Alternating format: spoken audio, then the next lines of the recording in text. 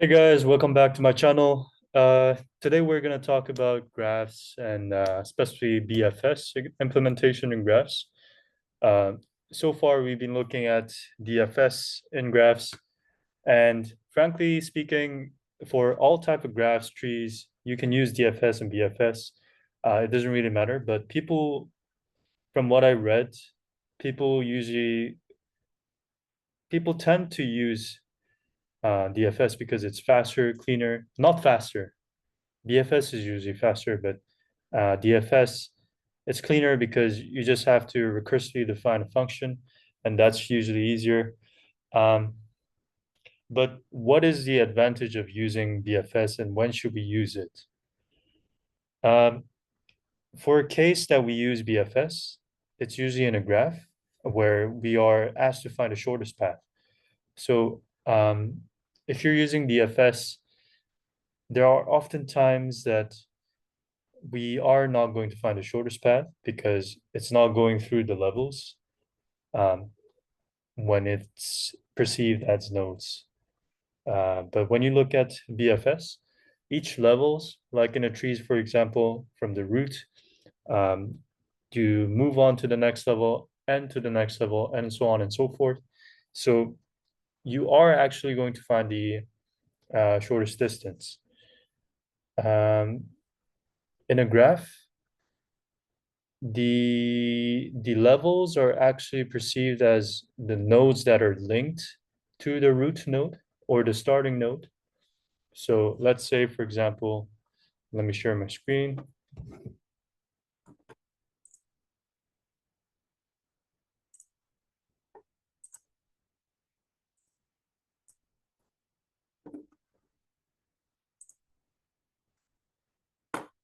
Yeah, so let's say that there's a grid like this. So if it wants to go like this, the first is going to start from 0, and then the next level, which is 1 and 1, and then at last it's going to reach its final node, which is the shortest distance. In this case, it can also move diagonally, and this is the problem that we're going to solve today. Um, the moving diagonally doesn't mean that it's going to make it harder. It's just going to have a bit more constraint, but the overall difficulty will be the same. So what's the question is asking, as you can already see from the title, is trying to find the shorter distance from the starting point to the end point. And you can also move diagonally. And the paths are 8 directionally connected. So it also means that you're not just starting from the, no, you are starting from top left, but it can also go top left from the top left. But in that case, the movement is not valid because you cannot move top left. There's no grid. So in those cases, we're gonna have to specify the edge cases that um, is that that tells us that it's not gonna work. But otherwise, let's keep on defining the problem. Um,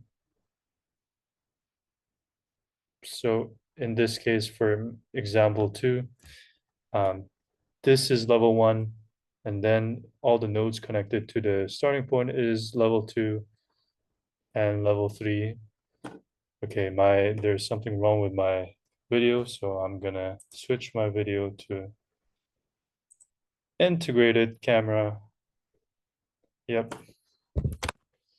I bought this webcam. Turns out it's really shitty, but it doesn't really matter.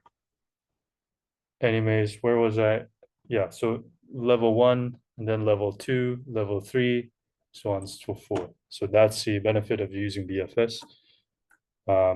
It's also given in this list inside a list form, so matrix form that we saw yesterday.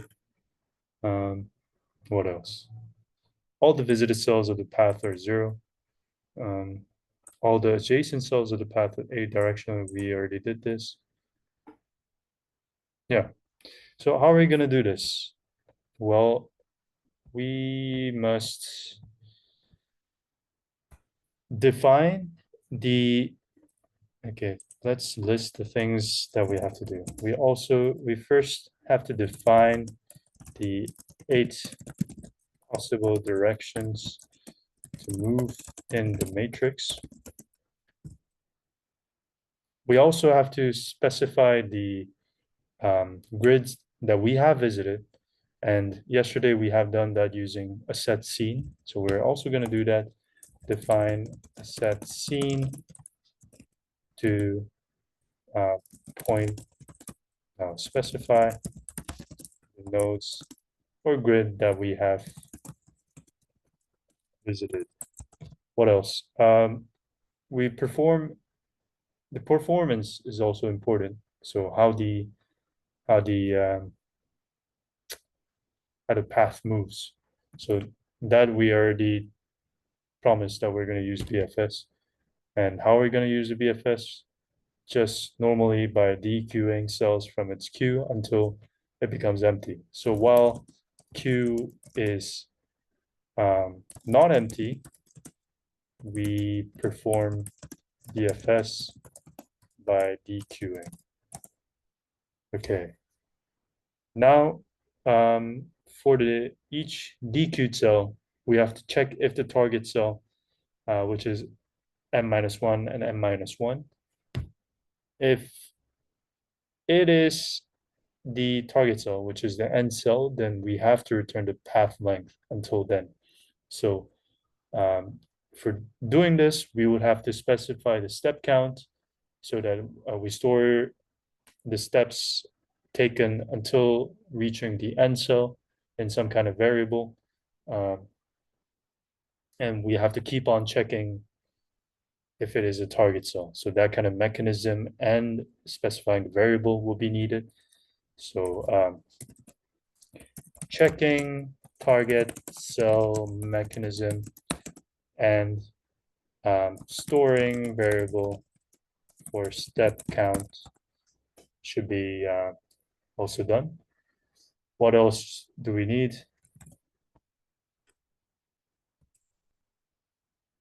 Yeah, uh, we keep on exploring the neighbors in the eight direction. So yeah, exploring cells in 8 directions. Um,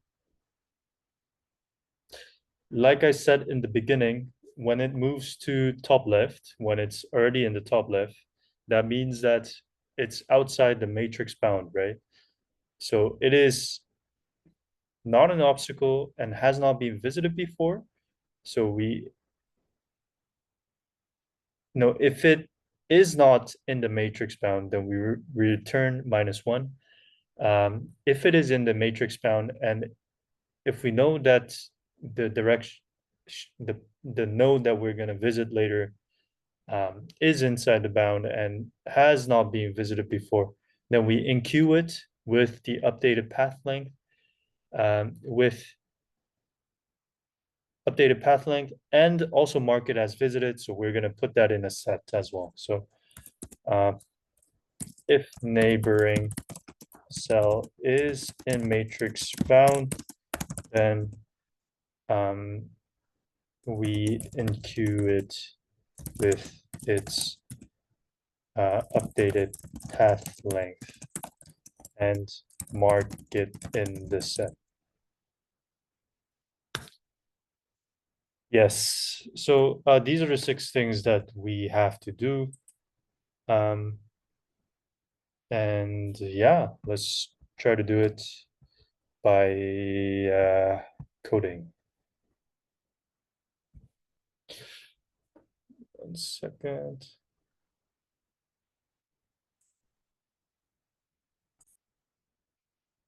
Okay, so first of all,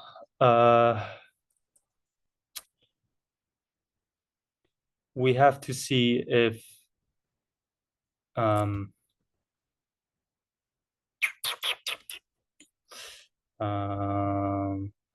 how are we gonna say this?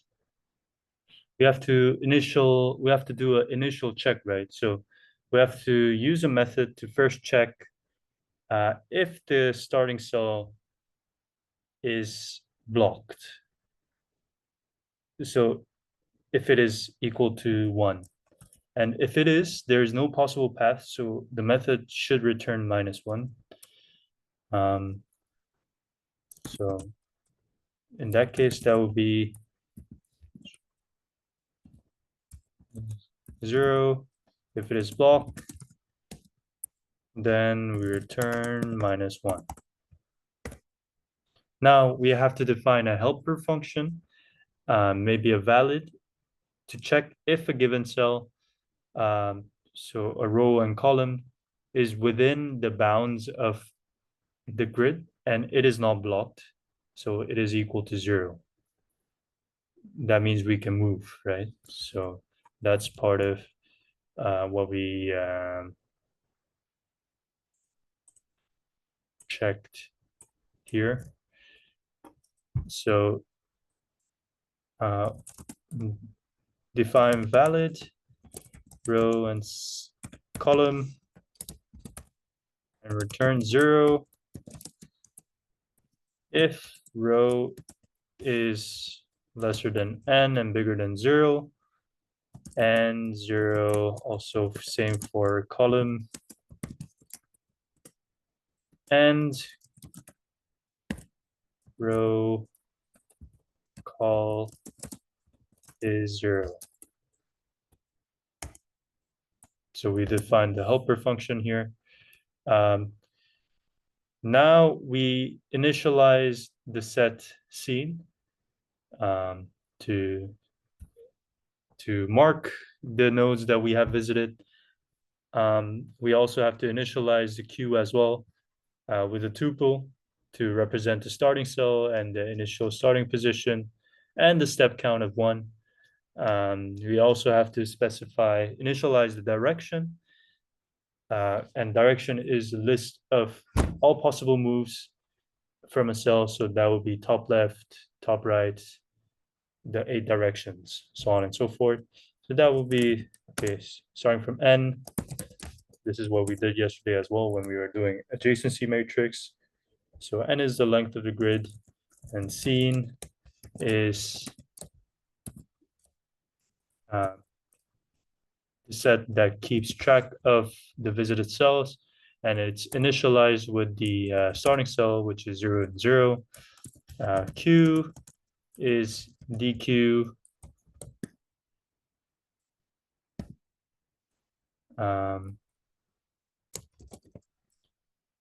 row, column, and step count, right? And directions equal to shit. Okay, it should be top left. Yo, I was actually doing this in another tab. Wait, let me just go to, yeah, shortest path. That was another problem that I was gonna solve. Not today though, maybe tomorrow or maybe other time. But anyways, 0, 1 is top right. 1, 0 is the bottom, top left. 1, 1, -1, -1, -1, 1, 1 and -1, 0, 0 and -1. How many do we have? 1, 2, 3, 4, 5, 6, 7. We need one more. What were we missing? -1 and 0. Yeah. Now, what we have to do is implement the actual BFS loop, and that will be while Q, so while the Q is not empty, and we're trying to dequeue it, so row call steps equals Q up left, and if the current cell is the bottom right corner, so that would be m-1 and m-1, row and column, the method returns the number of steps taken to reach it. So row call is m-1 and m-1 return steps. Okay, we implemented the BFS loop. We initialized all the scene. We initialized the directions. We initialized the queue mechanism. We also specified the edge case. Now we have to explore the neighbors, right? So we're going to use that for dx, dy in directions. We did that in calculus, yeah. Okay. Next row, next column. So for each of the 8 possible moves, the next cell, next row, and next call is calculated. How do we calculate this is row plus dx, because we're moving something from here, and column plus dy, y movement. Actually, let's put this as dy, and let's put this as dx. If valid, the helper function to specify the edge case. Next row and next call. And if this next row, if the node that we're going to explore is also the node that we have not visited before, then row next call not in scene, then we add the node to the set to keep track of the nodes that we have visited. So scene.add next row, next column. Scene.add next column, next column.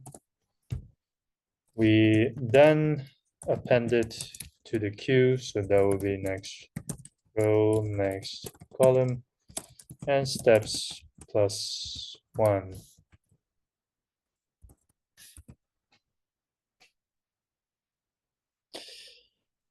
Okay, finally, we return -1 if the node path is found, if the queue is exhausted, and the bottom right corner is not reached, then the method returns -1. So let's see if this works. Hopefully it. Okay. Invalid syntax. Scene equals.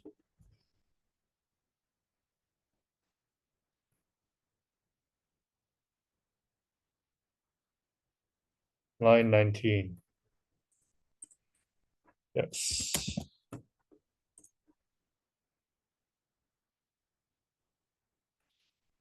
Scene add. Next row, next column.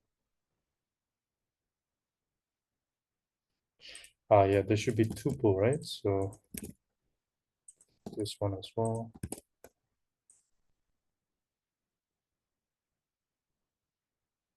Wrong answer.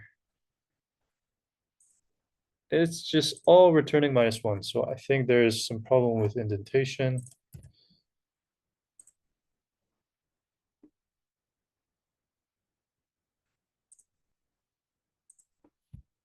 Um, Indentation should be right.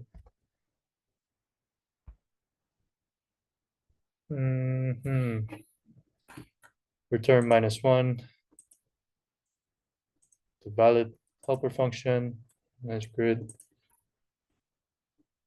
Initialization is all correct. Well, for dx.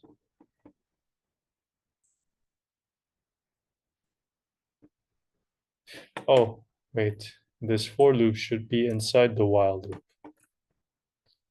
right? And that's also something that we do in graphs in when we're implementing BFS for graphs. So we use for loop inside the while loop. So this should be here.